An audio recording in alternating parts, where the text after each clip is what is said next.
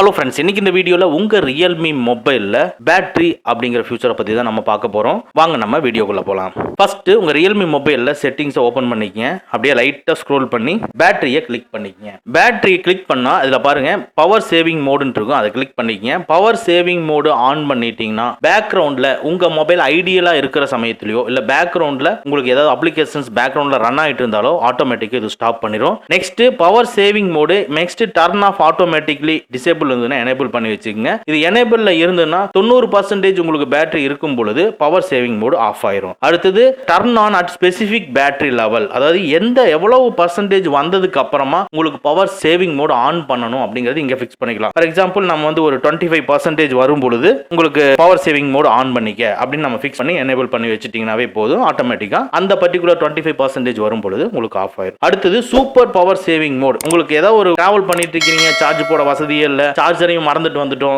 So that இந்த மாதிரி ஒரு கிரிட்டிக்கலான சுச்சுவேஷன்ல என்னோட இருக்கிறதே எனக்கு ரொம்ப 40% தான் இருக்கு, பட் இது வந்து ஒரு 2 days எனக்கு தாங்கணும், எதையுமே நான் யூஸ் பண்ண மாட்டேன், 2 days தாங்கணும்னா சூப்பர் பவர் சேவிங் மோட நீங்க ஆன் பண்ணி வச்சுட்டீங்கன்னாவே போதும். ஆட்டோமேட்டிக்கா இருக்கிறது எல்லாத்தையும் க்ளோஸ் பண்ணி எடுத்துரும். உங்களுக்கு எந்த பிரச்சனையும் இருக்காது. 2 days வரைக்கும் பேட்டரி தாங்கும், அந்த அளவுக்கு கொண்டு வந்துடும். இதுதான் சூப்பர் பவர் மோடிங் அப்படிங்கிறது.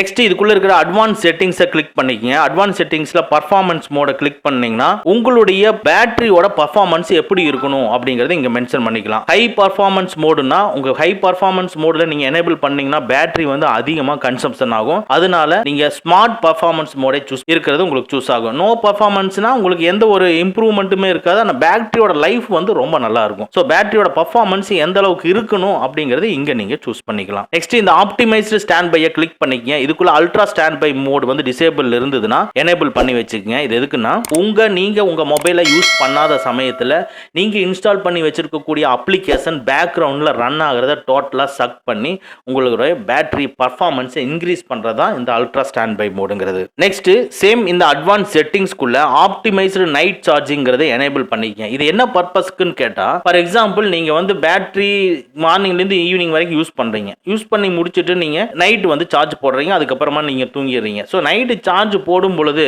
எந்த அளவுக்கு ஏறுது, ஃபார் எக்ஸாம்பிள் ஓவர் சார்ஜ் ஆகக்கூடாது இல்லையா? ஸோ அதுக்காக இந்த ஆப்ஷன் நீங்க எனேபிள் பண்ணி வச்சிட்டீங்கன்னா உங்களுக்கு சார்ஜ் ஃபில் ஆனோன்னா அதை டிஸ்கனெக்ட் பண்ணிரும். ஓவர் சார்ஜ் பண்ணாது. இதனால மொபைல் ஹீட் ஆகாது. ஜஸ்ட் சார்ஜ் மட்டுமே போட்டுருந்தா பேட்டரி மறுபடியும் வந்து சார்ஜ் ஏறி ஹீட் ஆகாது. இதை எனேபிள் பண்ணி வச்சிட்டீங்கன்னா ஆட்டோமேட்டிக்கா சார்ஜ் 100% கம்ப்ளீட் ஆன உடனே இந்த ப்ராசஸை கட் பண்ணி விட்டுரும். ஸோ உங்களுக்கு ஓவர் சார்ஜ் ஆகி பேட்டரியோட லைஃப் ஸ்பாயில் ஆகிறத தடுக்கிறது இந்த optimise night charging future. So இதுதான் பேட்டரியில் இருக்கக்கூடிய ஃபியூச்சர். இந்த ஃபியூச்சர்ஸ் உங்களுக்கு யூஸ்ஃபுல்லா இருந்துச்சுன்னா நம்ம வீடியோவை லைக் பண்ணிக்கங்க.